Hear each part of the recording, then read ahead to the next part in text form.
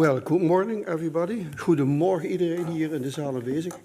This meeting will be in English, and therefore I would like to open officially this academic ceremony in which Miss Roos Leerschool will defend her academic thesis entitled Personalized Prevention and Performance, a Mixed Methods Approach Investigating Modifiable and Non-modifiable Determinants. May I invite you, Ms. Candidate, to present a summary of your studies and the conclusion of your thesis in the next 15 minutes, and I'd like to give you the word. Thank you, Pro-Rector. Dear Pro-Rector, members of the Assessment Committee and supervisors, dear colleagues, family and friends, thank you for being here today. In the next 15 minutes, I would like to share a summary of my PhD research entitled A Personalized Prevention and Performance, a Mixed Methods Approach Investigating Modifiable and Non-modifiable Determinants. Before I delve into my research, I would like to give you some background information about the topic. So the past century has seen a shift in how we view health. While health was previously defined as being free from disease, more modern concepts of health emphasize overall well-being. And these views take into account that our health is influenced by many different factors, including physical, mental, and social well-being. One such perspective, derived from wellness models of health, places health on a continuum from premature death to optimal functioning. And here, the treatment paradigm moves people towards a neutral point at which they have no symptoms but also experience no wellness, while the wellness paradigm moves people beyond this neutral point towards optimal functioning. And alongside this shift in how we view health, a second shift is taking place from the treatment of disease towards disease prevention. And this shift can be partly explained by the rise in chronic diseases such as cancers, cardiovascular diseases, chronic respiratory diseases, and diabetes since around the mid-1900s. In this graph, we can see that in 2022, chronic diseases were responsible for around 1.8 billion healthy life years lost as a result of early death and disability, also known as DALYs. So given this rise in chronic diseases and more or a better understanding of the risk factors involved, emphasis is shifting from the treatment of disease towards disease prevention. And beyond prevention, there's also a growing emphasis on how we can best optimize our health. My research focuses on 2 points along the health continuum: disease prevention and optimal functioning, more specifically, sport performance optimization. And for the purpose of this thesis, peak athletic performance is taken to be an extreme form of optimal functioning, particularly relevant for athletes. So as the demand for ways in which to prevent disease and optimize our health grows, there's a third shift taking place from universal or one-size-fits-all health strategies to more personalized strategies. And these personalized strategies, they take into account modifiable factors that people can change, such as their lifestyle, but also certain aspects of the environment, but also non-modifiable factors that people can't change, like their genetics, age, and height. And these these personalized strategies, they take into account the differences in these factors between people in order to tailor care towards an individual or a group of people who share similar characteristics. And the overall aim of my research was to contribute to these personalized health strategies that can prevent disease and improve performance by studying the modifiable and non-modifiable factors.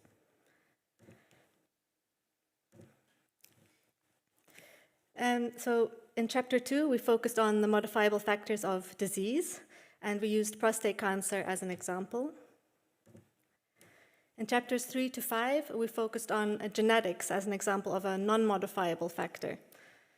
But before that, the full potential of the use of genetic data to inform health decisions can be realized, It's important to understand how people view genetic data so that it can be applied in ways that best align with people's needs and values.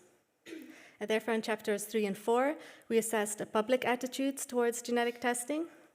And in chapter 5, we focused on athlete perceptions towards the use of genetic testing in sport. So while modifiable factors hold considerable potential to prevent disease, the evidence for many highly prevalent conditions, including prostate cancer, still remains inconclusive. Therefore, chapter 2 aimed to determine the modifiable lifestyle, environmental, and occupational factors associated with prostate cancer. And identifying these factors would allow the development of actionable recommendations that can help men potentially reduce their risk of prostate cancer. This study took the form of a systematic umbrella review, which is a type of study that provides an overview of the findings from research summaries on a particular topic, also known as meta-analyses. This gives a broad perspective of the evidence on a particular topic and also allows the identification of gaps in this evidence. So we searched 3 databases for relevant articles. And we screened more than 6,000 articles, of which 217 articles on 260 risk factors were included. Meta-analysis results were combined in meta-analysis where it was deemed appropriate, and the quality of included studies was assessed using the risk of bias tool. 61 modifiable factors were found to be associated with prostate cancer risk, including 26 dietary, 13 lifestyle, and 22 occupational factors. So for example, dairy products, sedentary behavior, occupational pesticide exposure are found to increase the risk of prostate cancer, while calcium supplements, a higher age at first intercourse, and farming are found to decrease the risk. However, it's important to note that more than half of the included studies had either a high or unclear risk of bias, and therefore the conclusions for many factors remain tentative as we wait for further research. Chapters 3 and 4 were based on an online survey study in the Dutch adult population. And this study aimed to determine the acceptability, consideration, and intention towards direct-to-consumer genetic testing. And these direct-to-consumer genetic tests, they are a type of genetic test that can be bought online, often without the involvement of a healthcare professional.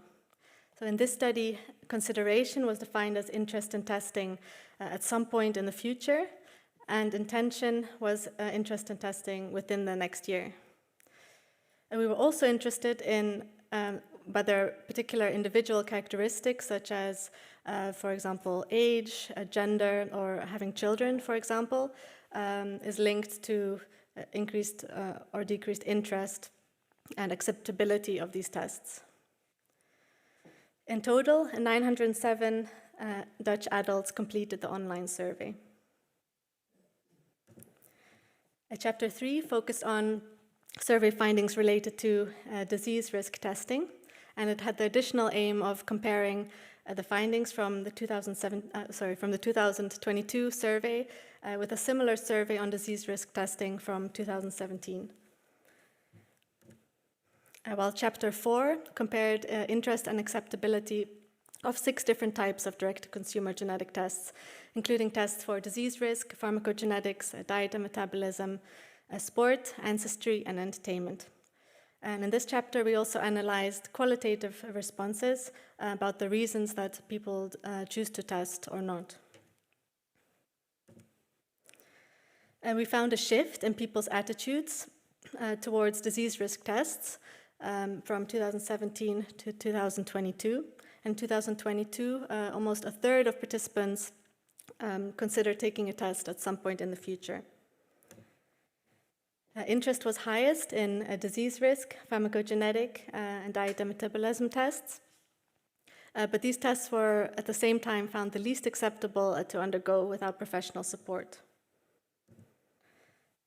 And individual characteristics associated with acceptability and interest overlapped by the different test types, with the most common factors, age and education, being inversely associated with the outcomes, meaning that lower age and education were linked to higher acceptability, consideration, and interest. The fourth main finding was that people's decisions to test are influenced by many different factors, including their perceived personal need and interest to test, but also factors related to the direct-to-consumer setting of these tests, health, uncertainty around testing, a preference to test via a professional, and reasons related to the consequences of learning about one's genetic information. And in this slide, the size of the bubbles is directly proportional to the number of responses for each theme. So overall, taken together, these findings indicate that there's a need for accessible and easy to understand support and information materials on direct-to-consumer genetic testing, especially for younger and less educated individuals, to help people make better informed decisions and to help them understand the genetic test results if they do decide to test. Chapter 5 focused on people's perceptions towards sport genetic testing. And particularly, we focused on a target population for who these tests are most relevant, professional athletes and their coaches. Semi-structured interviews were conducted with 16 professional cyclists and triathletes and their 5 coaches, after athletes had undergone a genetic test for sport traits. The interviews lasted between 30 and 60 minutes. They were transcribed, translated from Dutch into English, and they were analyzed to identify common themes. So in this slide, I would like to share athletes' perceptions towards genetic testing in sport. And here in this sunburst graphic, the inner circle represents the negative and positive perceptions, and the outermost circle, the smallest sub-themes. So we can see that the positive perceptions in green mostly revolved around the added value of genetic testing in sport, particularly using the results to personalize training, but also the importance of counseling, and athletes were interested in further research to determine more genetic variants associated with sport traits. An interesting quote, which captures the theme impact on training well, was shared by athlete 10. They said that I found the nutrients very useful. We can really effectively change something with that and really use it, because otherwise I have a greater chance of injury or illness. On the other hand, negative perceptions revolved around the wrong interpretation of test results, using results for talent selection, and concerns regarding labeling, privacy, confirmation bias, and the reliability and usability of these test results. And coaches also mentioned cost as a barrier to implementing genetic testing in sport. Another interesting quote, this time about the theme labeling, was shared by athlete 10. And it reads that once people know something, they're not going to forget it. So once they have seen an athlete's genetic report, that athlete gets a little bit of a label. Like that's a power athlete and not an endurance athlete. And I think precisely because of that, the training might not be as good. So to conclude chapter 5, professional athletes and coaches viewed genetic testing in sport as potentially valuable to personalized training, but they acknowledged the risks involved and stressed the importance of counseling and further evidence. The conclusions of my thesis were threefold. So first, modifiable and non-modifiable factors hold promise for personalizing disease prevention and sport performance strategies, but practical and ethical challenges need to be addressed. Second, the personalized risk information requires clear communication to help people make informed health and training decisions. And finally, further research and robust regulation is important to ensure that data on modifiable and non-modifiable factors are used in a responsible manner to inform these personalized strategies. Thank you for your attention. I now give the word back to the Pro-Rector. Thank you very much, Ms. Candidate, for your interesting presentation. Well illustrated, compliments with that.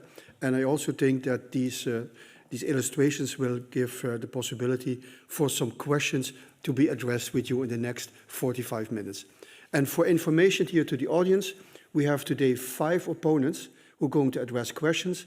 4 are present here in this aula, and 1 opponent will be later present on the big screen. He is available online, right over here. We are going to start this discussion, but before starting, I would like to introduce the promotion team, basically who have guided you over the last 9 years. It's Professor Segers, who's sitting right opposite of me, and also Dr. Wesselius, and they have guided the candidate that she can today defend her work.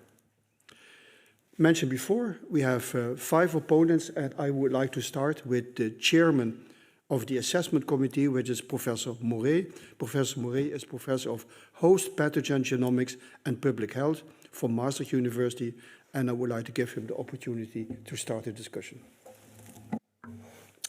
Thank you very much, Mr. Pro-Rector, for the opportunity to discuss the thesis with the PhD candidate.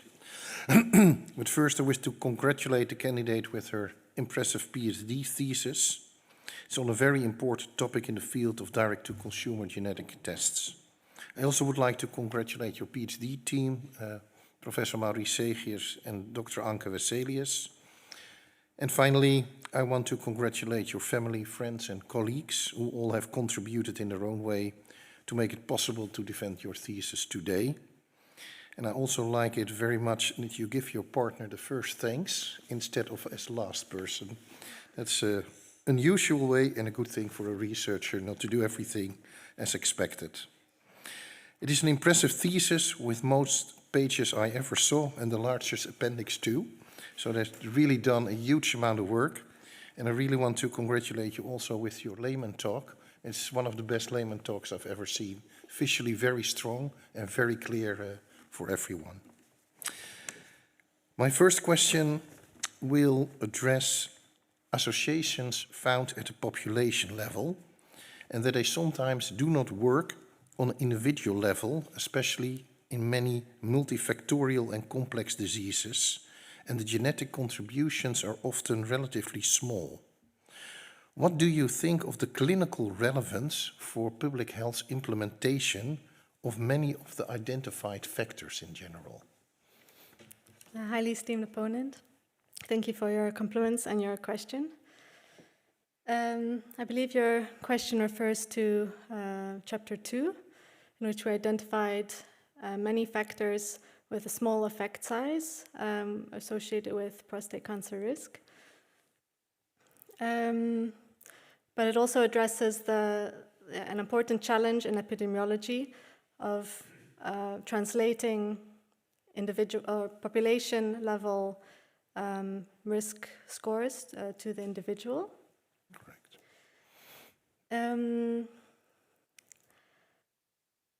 I think there are definitely challenges in translating these estimates. Do you think that if you would use a new study and you have the opportunity to follow a cohort of your choice for 60 years, that these factors which you have identified on the many studies you compared, that most of them will reappear again? So let's say the prostate cancer and calcium, that was the most protective factor. Do you think it will jump up again if you do a new prospective study? And will the smaller associations also come back? Or do you think maybe half of it? What do you expect? Because 61 factors, that are a lot of interesting determinants. Yeah, many of the results were based on case control studies alone, and there were no cohort studies yet conducted for many factors. But also, meta-analyses were often based on a small number of studies. So I think, yeah, more robust prospective cohort studies would be very helpful to more accurately determine the association between modifiable factors and prostate cancer. And preferably randomized controlled trials are warranted, but they come with a lot of ethical considerations that make it difficult to carry out in practice. Do you think that the factors which you have identified, that they will be taken up quickly? We are all intelligent people here. There are a lot of health advices we get, we know, but a lot of them, we don't do anything with it. So how do you think those factors which you give as advice, which are come out of very large comparisons, which are good advices, how do you think they will be translated and being uptaken by people? We see that there's a big, I think, gap between advising people to change a certain behavior and actual change of that behavior. And I think that, that these things take time, that they won't change from one moment to the next, but over maybe a longer period of time. As the evidence becomes also stronger, people might trust the results more. Do you think there should be additional educational aspects, especially to younger people in schools, to really focus a bit more on consequences on lifestyle factors, because those are indeed the easiest determinants to actually change, because you can change them? Yes, I think this is a very important point. Is your question specifically about prostate cancer or? No, in general. I just mean there are modifiable determinants which you have investigated, but what could we do to make the uptake better? Everyone knows that smoking is bad, that the health risks are insane. I have professors in my university in Amsterdam who work on head and neck cancer, and they smoke like hell. You would think you are a professor, you're smart, and still you take the highest risk factor as something. Yeah, I think personalized strategies can help with this. Previous studies have shown that giving personalized advice or advice based on personalized results, that they do increase people's motivation to some extent, but the studies are still quite mixed, and especially long-term results are uncertain. It's not sure whether after learning about the risk of a certain factor, whether people sustain that motivation over a long period of time. True. Mr. Prorector, small question, or am I at my 9 minutes? You have 8 minutes, so there's time for a small question. So no more question? A small question. Small question. Then a lot of the genetic factors, the SNPs, for instance, which are used to predict disease susceptibility or severity, they are asymmetrically dispersed in different ethnical groups. Nowadays, the ethnical groups are mixed frequently. So do you think the genetic assays using SNPs are always relevant, or is it becoming more complex? I think your question refers to the effectiveness of these genetic tests for different ethnicities. And I think that the databases on which these genetic tests are based, they are highly skewed towards people of European or Caucasian ancestry. And that results in these tests not being as accurate for people of other ethnicities, which also ties into more people of a certain ethnicity taking these tests because they are more effective for them. So yeah, this is a important concern that needs to be addressed and is a well-known concern also in research. Thank you very much for your questions and success. Thank you. Thank you very much. Then the opposition will be continued by Professor Bons. Professor Bons is endowed professor of data sciences and artificial intelligence at the Open University in Heerlen, and I would like to thank him that he all the way from Heerlen joins us today here in Maastricht, and I'd like to give him the word. Thank you, Mr. Prorector. Dear Anna Roos, I have studied your thesis with great interest, and I want to congratulate you and your supervisory team with the impressive book that you have delivered. I also think you delivered it in exactly the right time. It took maybe 9 years, but it is there. And it is there at a time where hospitals and the healthcare sector is struggling with how to prepare for the future. And we all know the problems with people getting older and getting older healthier, but also particularly in the area of staffing and those kind of things. So it is a very, very relevant theme. It's a very relevant contribution that you make to that theme. You have investigated the role DNA can play in predicting risk factors related to non-communicable diseases, but also in optimizing performance in high-performance sports. I particularly liked the fact that you have deployed various methodological approaches demonstrating the versatility that is needed in multidisciplinary domains such as this one.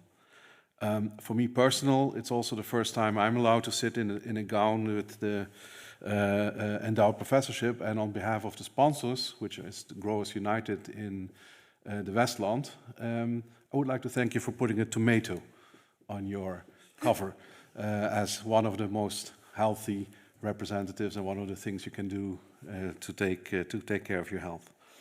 Having said that, of course, I also have a couple of questions for you, and I would like to start with a question about the methodologies.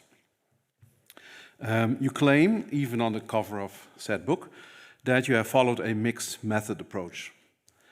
But if I look at figure 1.3 on page 23, it shows that only your fourth study actually employs both qualitative and quantitative approaches. The other three have either one or the other, but not both. In my field, information sciences, mixed method research designs are held in high regards quite justifiably, as they first build hypotheses built on open questions and in-depth interviews, and then test them using quantitative techniques. And particularly the interplay between these two kind of approaches provides the additional depth that makes these studies so worthwhile doing. But your discussion on the methodology in chapter 6 does not really, I think, entirely address this interplay. So I was wondering if you can elaborate why your thesis should be considered a mixed method approach rather than a multi-method approach. So how the methodological diversity across the 4 studies delivers synergetic effects beyond showing that you have applied and you have the ability, quite well demonstrated, of applying multiple types of research. Highly esteemed opponent, thank you for your compliments and your question. I think this thesis, so this piece of research, qualifies as a mixed methods approach, as it integrates both qualitative and quantitative methods across the entire piece of work, rather than only within one chapter or one study. If we look at Green et al.'s framework for using mixed methods in research, then one purpose is for the purpose of complementarity. And that means that you combine qualitative and quantitative methods and integrate these to address overlapping but also distinct aspects of a particular topic, as we did in this thesis. I believe a multi-method approach refers to using only quantitative or qualitative methods within one piece of work. So, for example, a study using 2 different qualitative approaches, such as interviews, maybe, and focus groups. I hope that answers your question. Mm-hmm. Yeah, maybe as a follow-up, the last research that you did with the athletes, how would you combine how would you develop that into, let's say, a quantitative hypothesis testing kind of research design?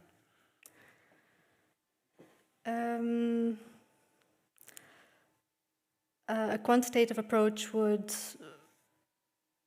for example, look like a quantitative survey, maybe in a more diverse or larger group of athletes. And some survey studies like this have been conducted. And that would contribute to the generalizability of results. And it's perfectly fine that you define it well, and so it's not in that sense a nasty question that I think you should have done it, because I understand how difficult it is. Let me maybe add one more question. Let's stay a bit closer to my own field. In your outlook to the future of disease prevention and performance optimization, you envision a world where you call it big data, but let's call it data science and AI, play an important role in coming to personalized recommendations and possibly interventions. And you mention ethical concerns as one of the key critical factors for the possible success of such approaches. I fully agree on the emphasis. I would probably also have called it one of the primary concerns that people might have. And that's based on some studies that we did at Open University in this context, particularly the context of high-performance sports setting. Can you elaborate how you would see the path forward in embedding ethics in these discussions, and maybe even the design of those kind of solutions, and how it relates to current initiatives at the European Union, such as the EU AI Act, that actually severely limit the possibilities we might have, particularly when they would characterize these areas as high-risk applications, which also limits the possibility to actually deploy the various technologies that we need. What's your view on that one? I think, with the increased integration of AI into, for example, personalized approaches, that there are several risks, including ethical risks, as you mentioned.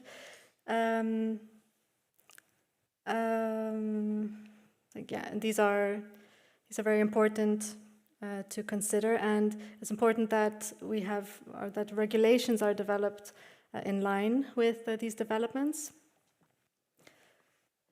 If we, for example, look at this, at my research from the survey, but also the study in Chapter 5 with athletes, they expressed concerns regarding ethics, such as, for example, the misuse of their data for purposes that they did not intend. And with this increasing integration of AI, there's also the chance that we get what is called like algorithmic paternalism, or AI paternalism, where the AI makes the choice for the person rather than the person has the full autonomy to make his or her own decisions. Can I have one follow-up on this one? No, okay. I'll reserve a second round. Thank you. Thank you very much, and indeed we have to proceed. And we proceed now online, and we will see now Professor Fab. He's Professor of Habilitation at the Technical University of Munich in Germany, and I'd like to thank him that he joins us this morning, and I'd like to give him the word. Professor Fab, I give you the word. Thank you very much. First of all, thanks, committee, for the kind invitation. It's an honor to be with you. And most of all, of course, congratulations on this really excellent thesis. I very much enjoyed the presentation and reading the extensive work. It's on a very, very, very important topic, emerging topic. I'm currently in England. That's why it was a bit difficult to fly over. I've been working with a professional sports team, and the questions that you raised in your thesis are very, very important also in our field, in the Premier League. So congratulations on what you do. Now, also congratulations on your excellent supervisory board, by the way. I was in touch with them several times, and they are very highly renowned and internationally recognized. So congratulations on them as well. I have a few questions. And, because you wrote the thesis and you extensively elaborated on what you did over the last 9 years, what do you think, and about why is genetic testing relevant in the field of prevention in sports medicine? Highly esteemed opponent, thank you for your kind words and for your question. I think genetic testing is relevant in not just the field of, for example, disease prevention or health, but also in sports, especially at the elite level, where a small difference in performance can have a big impact on an athlete's career and their performance. While these personalized strategies are still are still in development and it's still early days, I think there are already some aspects of using genetic data in sports that can be valuable, such as, for example, personalizing nutritional strategies for athletes. Also, for example, if we look at caffeine, genetics can tell us whether someone is a slow or a fast metabolizer of caffeine. And if they are a slow metabolizer, then it can be important maybe to take the caffeine more in advance of the competition rather than near it. But there are still many areas in which I think more evidence is required. Thank you. So what are the areas where you think that in elite sports genetic testing should have a chance to be implemented?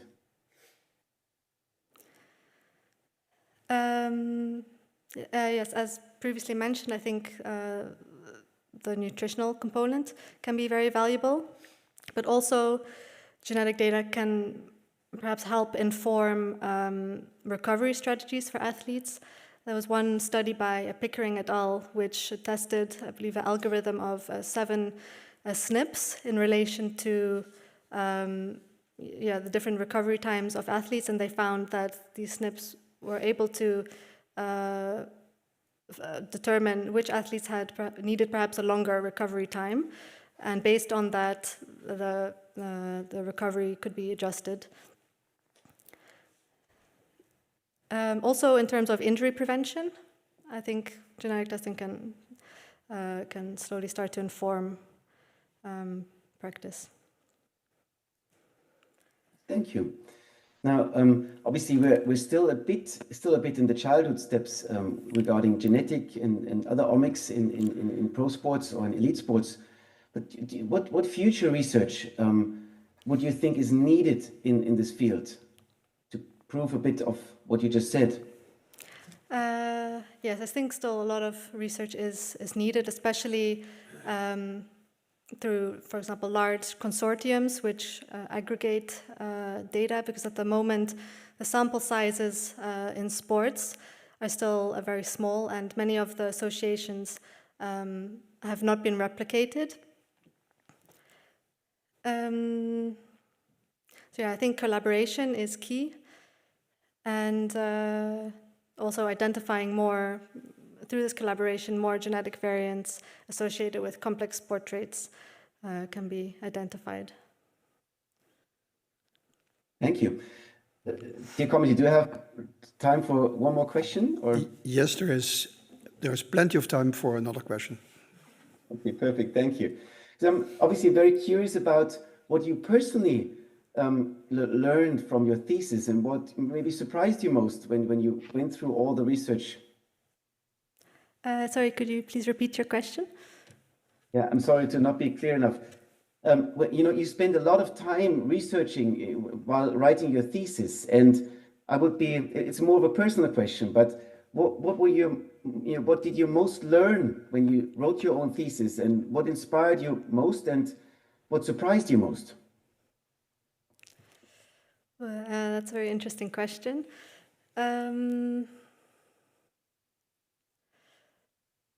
I think, one of the most important takeaways from my thesis is the need for guidance and counseling when it comes to the interpretation of genetic test results.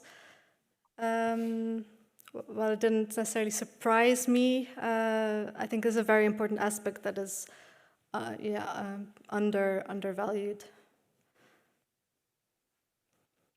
I was, for example, a bit surprised by the fact that lower education predisposes to genetic testing.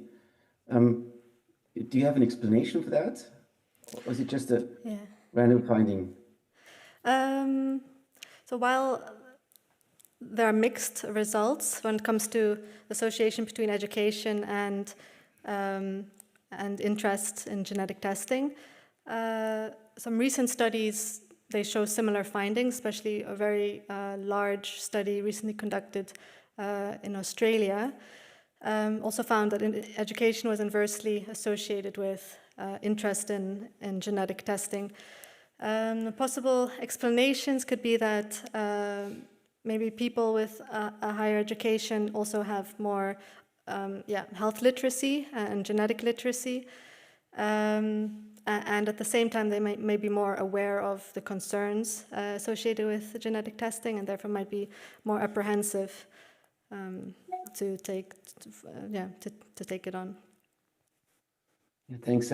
There was an interesting finding that we had when we consulted for the players, and it seemed like they were concerned if somehow a risk for a more serious injury trait would come up, then they would be concerned about their market value. You know that, and they wouldn't want any genetic testing because of that, or exclude these markers. So it adds to what you just said. I don't have any more questions. You answered all my questions perfectly and very smartly. Congratulations from my side. Excellent work and excellent thesis. Thank you. Thank you very much.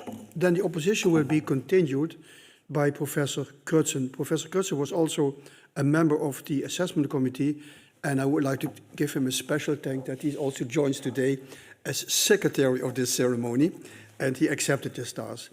Professor Kurtzen is Professor of Behavioral Change and Technology at our university, and I'd like to give him the opportunity to discuss with you.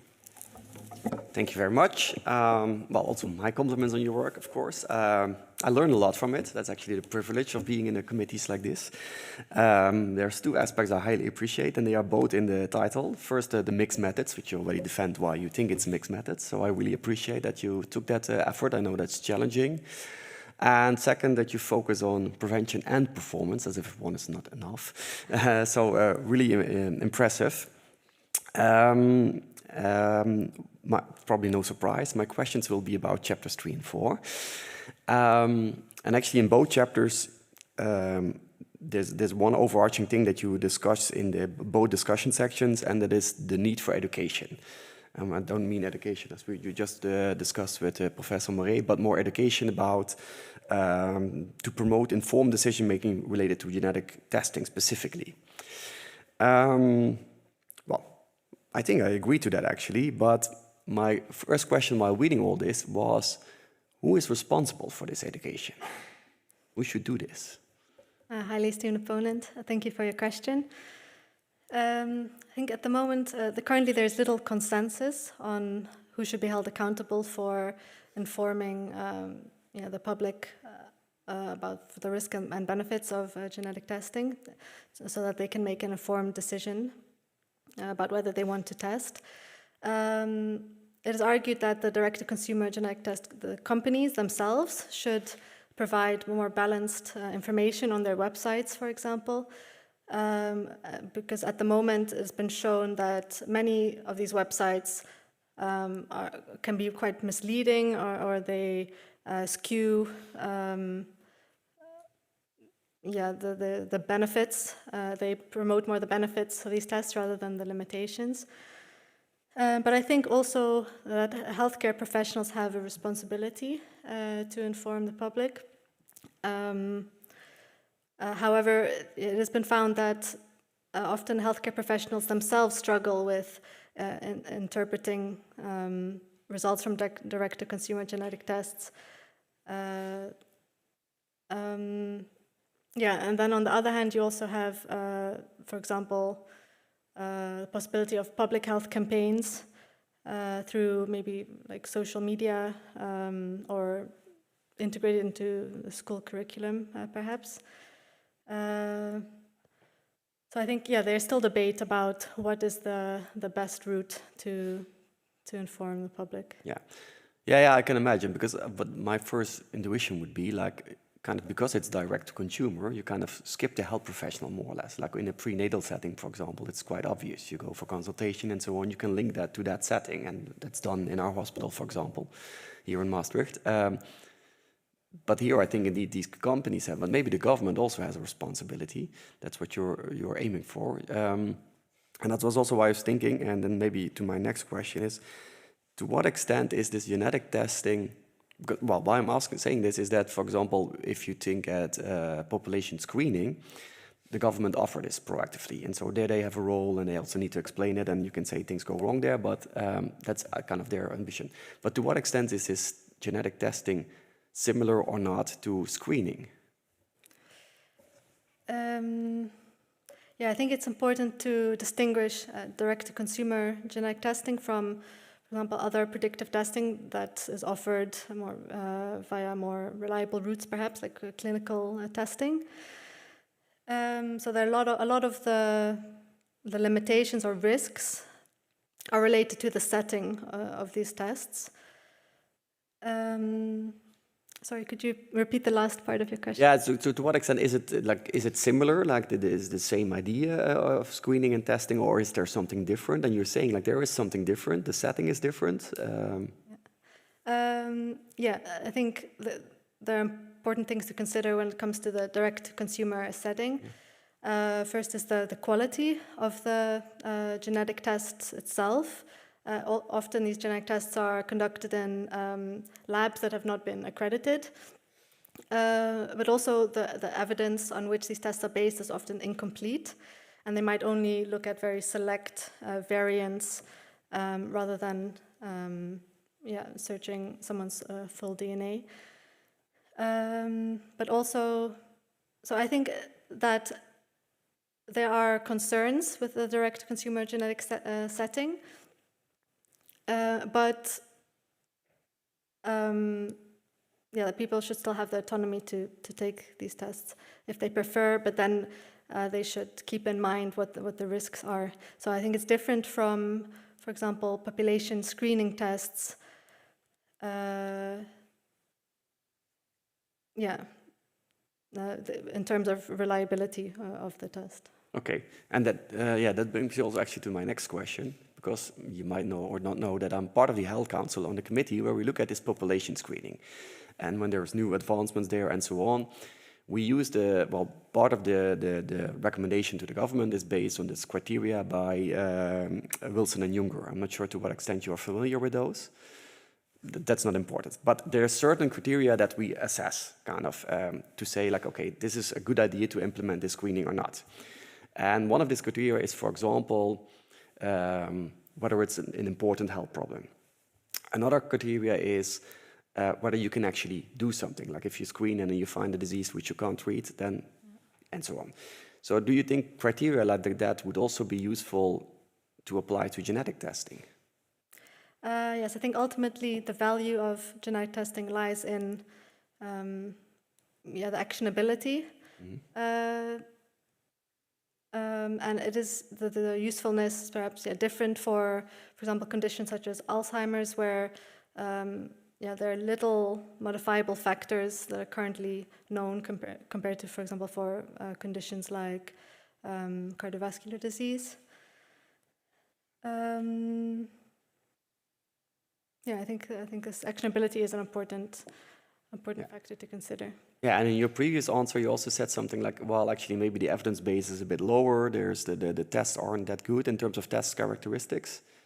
That's at least how I interpret your answer. For the genetic testing, I mean. Yes, in the direct-to-consumer setting. Yeah, and is that okay? Like, is it okay to be more liberal there, or would you say like that also needs to be more strongly regulated? I think regulation is very important because limits in the quality of these tests can lead to, for example, people making wrong health decisions, or it might,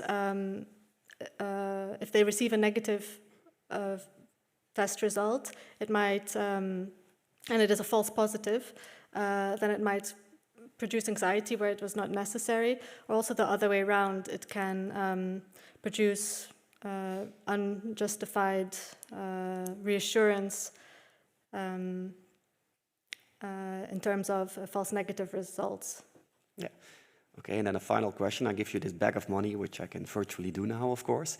And you can spend the next years of research, and then to improve this field, to push it forward, then would you say, I would put my money on developing educational campaigns and informing the public, or would you say, well, probably there's more need in regulations, kind of protecting the public almost? That's an interesting, and difficult question. I think, these genetic tests are here, and that they are here to stay. So while research on improving their validity is extremely important, I think, regulation, I wouldn't say one is more important than the other. So we probably need both. Yeah. Like with all things in life. Okay, thank you very much for your answer. And I'll give the word back to the pro-rector. Thank you very much. Then the opposition will be continued by Dr. Kleikers-Peto. She was also a member of your assessment committee, and she is involved as assistant professor at the Department of Educational Development and Research at our university. And I'd like to give you the word. Thank you, Pro-Rector. Dear PhD candidate, in line with everybody else, I want to compliment you with your fine dissertation and all the work that you have done to be here today. I've read your dissertation with a lot of interest because of the topic about personalized prevention and performance, but also because it comes a bit close to my own background in being an elite cyclist in the very past. But also, I was intrigued by the cover of your dissertation, and I was also a bit curious because what exactly are we looking at? Does it symbolize the development of you as a researcher, perhaps guided by supervisors, your coaches? Or could it even be interpreted as following a genetic test that predicted your research potential? Or do we see something else related to your dissertation? Esteemed opponent, thank you for your compliments and your question. The idea behind the cover was that of optimal functioning.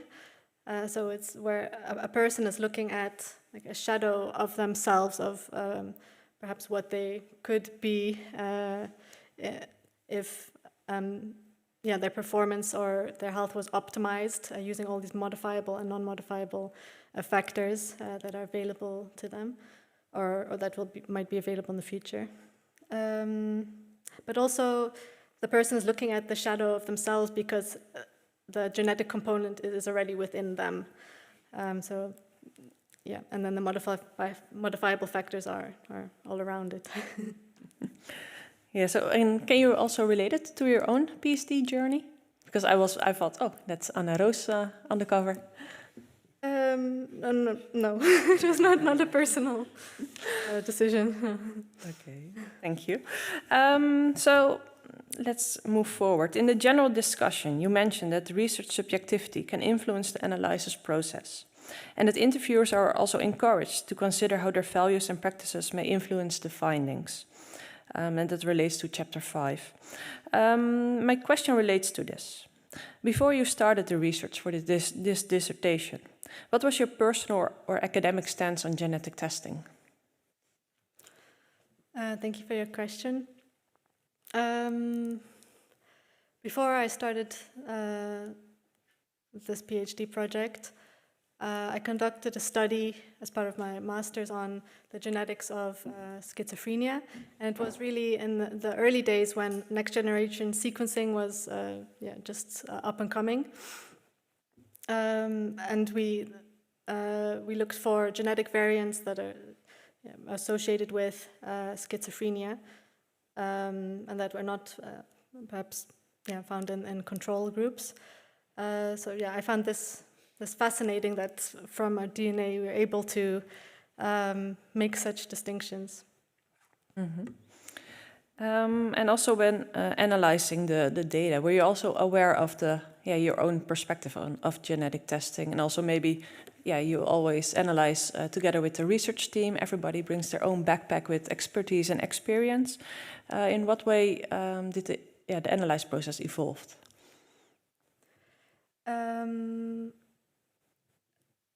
Sorry, could you repeat the question?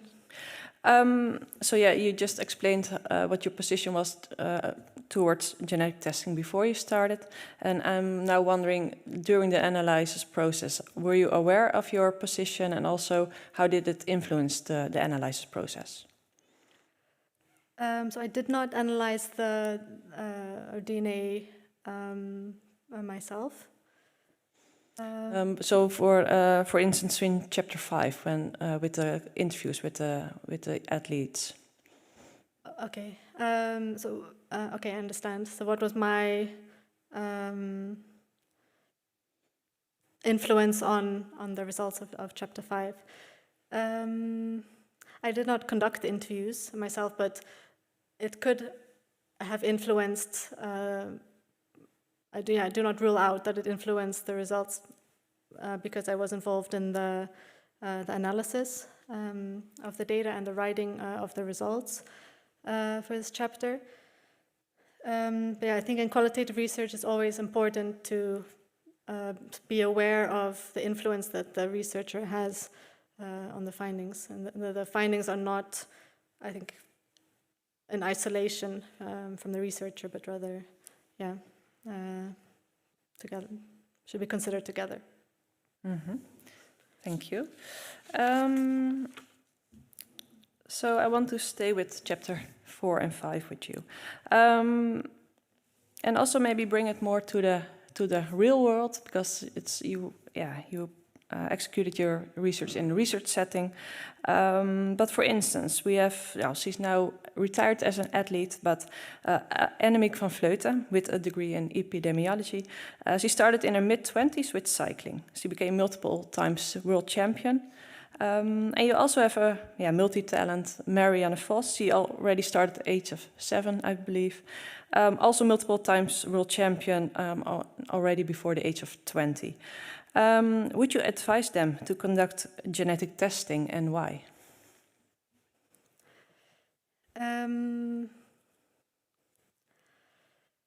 That's a tricky question. I think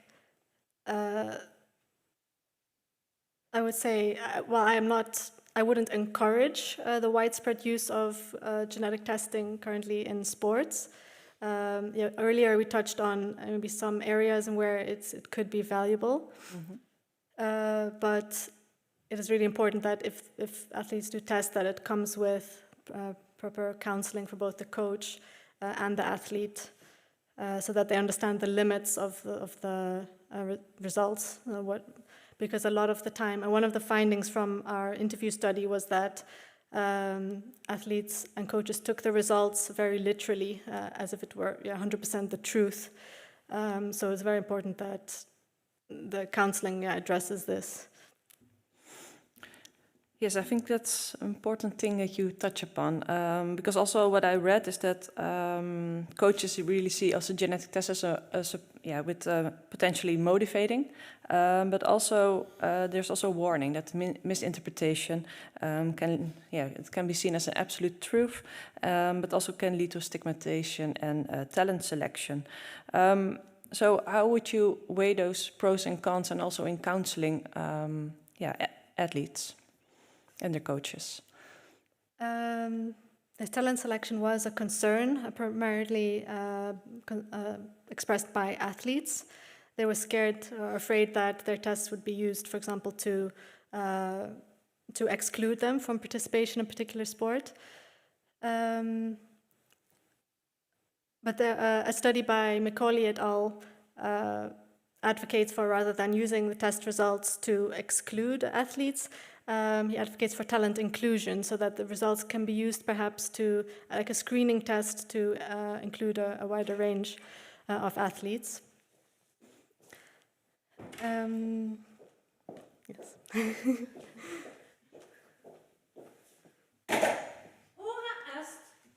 Well, dear Ms. Candidate, dear Ms. Leerschool, you finalized your last answer to the last question of the last opponent.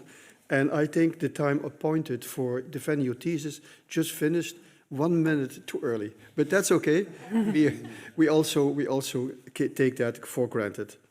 So officially, the defense has officially passed. The degree committee now will withdraw to discuss two things. We're going to discuss your presentation, and we're going to discuss, of course, the way you have answered all questions from all members of the committee, and we will discuss them. And I request that you and your company here present will wait the results of all the deliberation and the return to the aula in due time. Thank you very much. Thank you.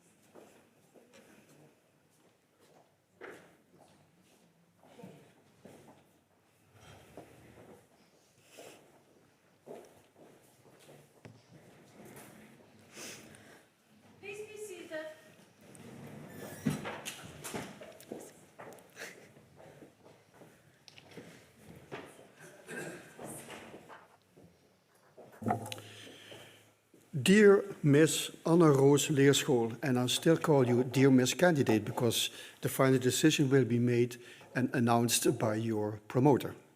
The degree committee here present has assessed not so much the quality of your thesis, that was already approved, but we judge today your presentation, and moreover, we judge today the way you have defended your thesis by the 5 opponents. And in view of its positive verdict, and taking into account your previous qualifications, the degree committee has decided to grant you officially the degree of doctor. Congratulations. Professor, one moment please. One moment, we're not ready yet. Professor Segers is authorized to confer upon you this academic distinction in accordance with Dutch university customs, and therefore I invite your supervisor now to take the floor. Professor Segers. Please all rise.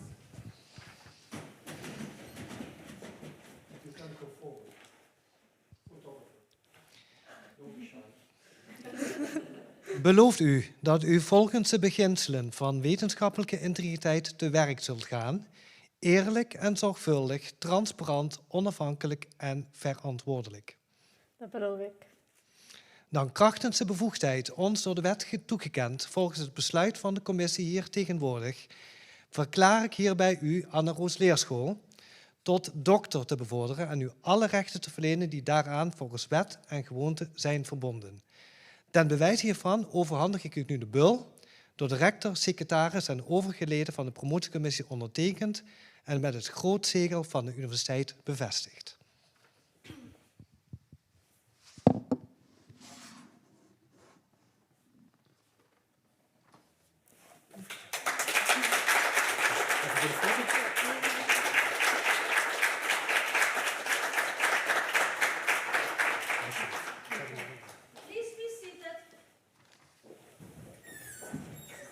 I give the word to Dr. Wezelius, who will give the official laudatio to the new young doctor. Geachte dokter Leerschool, ik denk dat er geen beter woord past bij vandaag dan opluchting.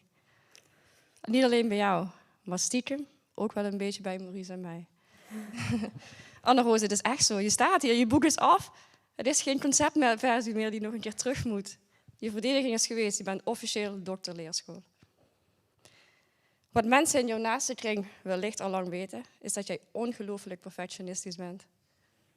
En ik bedoel het echt oprecht positief. Waar ik soms denk, dat is prima zo, denk jij, nee, ik kan beter, ik kan scherper, preciezer. En eerlijk, dat heeft je wel een beetje tijd gekost. Maar dat betekent ook dat wat hier ligt, tot in de kleinste details klopt. Er is geen tabel, geen nuance, geen wetenschappelijke paper over dit onderwerp die jij gemist hebt. Geen bijzin in dit proefschrift waar je niet minstens 10 keer over hebt nagedacht. En dat is ook precies waarom ik vandaag eigenlijk totaal niet nerveus was. Normaal gesproken zit ik toch altijd een beetje met klamme handen hier. Maar bij jou wist ik, er is werkelijk niemand in deze zaal die dit proefschrift, of dit onderwerp beter heeft nagedacht dan dat jij hebt gedaan. Ja, ik was wel een beetje nerveus, omdat ik gewoon weet dat jij zo nerveus kan zijn. Maar dat is echt compleet onterecht. Het onderwerp van je proefschrift, direct-to-consumer genetic testing, klinkt voor sommige mensen misschien als, oh ja, zo'n DNA-testje in een doosje.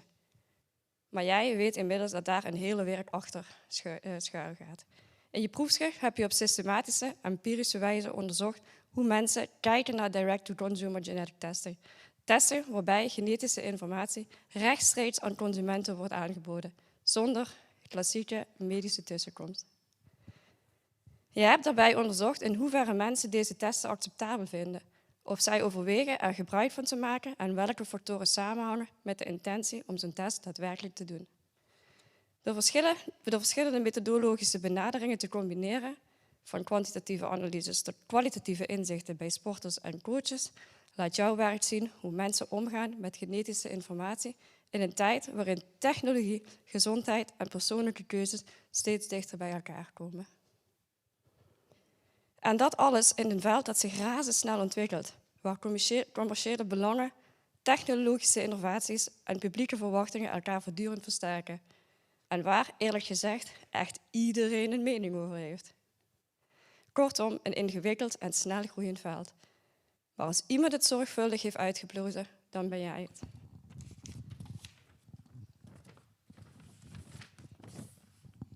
Wat ik persoonlijk ook wil zeggen, ik vond het echt heel fijn om met je samen te werken. Ik heb echt bewondering voor je manier van werken. Ik denk dat ik er zelf echt heel veel van zou kunnen leren. En ik ga ook eerlijk zijn. In het begin, zeker in die stomme coronaperiode, ik word er bijna emotioneel van, hebben we elkaar eigenlijk te weinig opgezocht dan eigenlijk goed voor jou en ook voor ons was. En dat had beter gekund, ook van mijn kant. Maar juist in die laatste fase voelden we toch een echt team. Ja, sparren, elkaars mening horen, scherpte, vertrouwen. En dat was eigenlijk de leukste deel van het hele traject. Naast wetenschap is er trouwens nog iets wat jou typeert. Je nieuwsgierigheid naar de wereld. Jij bent iemand die zeker niet alleen in datasets wil wonen, maar je wil reizen, ontdekken, verhalen maken en daar ook nog video's van maken. En hoewel ik eerlijk gezegd totaal geen idee heb waar je over een paar jaar werkt, en stiekem denk ik dat dat niet de wetenschap is, weet ik één ding zeker. Waar je ook terechtkomt, je gaat het grondig doen. Met aandacht en met kwaliteit. En waarschijnlijk net iets te perfectionistisch dan noodzakelijk. En nu, omdat je promotie in het Engels was en een deel van de familie misschien denkt, wat zegt het meisje allemaal? For those who did not understand a word of what I just said, no worries. The short version is just this. She worked incredibly hard. She knows absolutely everything about her research. She survived the PhD in a global pandemic.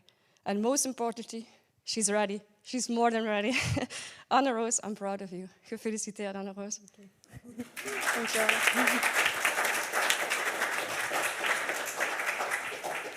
I give the word back to the prorector. So I decided to remain and for the final words in English. That's maybe also for the guest here. So let me first congratulate you, Dr. Leerschool. I think how that feels good, I suppose. It feels good. And that's basically the fine thing. I also would like to congratulate you on behalf of Maastricht University, of our board of directors. And in my congratulations is, of course, also the promotion team on the other side, who guided you in the last 9 years. And particularly, it was already mentioned by Professor Dr. Veselius, to the Corona period, which almost a lot of people already started to forget about this whole Corona period. That's a past. But you succeeded and you went well. I also would like to congratulate you personally, but I was a little bit still puzzled, and it's not a question, it's just a remark about your front cover. And I thought, since it was mentioned by Dr. Veselius that you were very accurate by choosing everything. You choose 3 fruits. You have a banana, you have some pears, and I'm not sure, an apple or a tomato. And you have to explain me later why these fruits, because you can make a lot of choices. And in my perspective, the banana is there to bring your serotonin levels up to a higher level and to have a little good feeling about starting interviews. But that's something for the coffee at the reception. I also would like to thank all members of the Corona who were here. And I know it's a lot of time to read the thesis and to formulate some questions. Some special thanks to Professor Fab from Munich and Professor Bros from Heerlen. And by saying this, I would also like to congratulate the family who is here present. And I think now it's time to celebrate, and we're going to celebrate it right here. And for this, I'm going to close officially with my hammer this ceremony. How to proceed?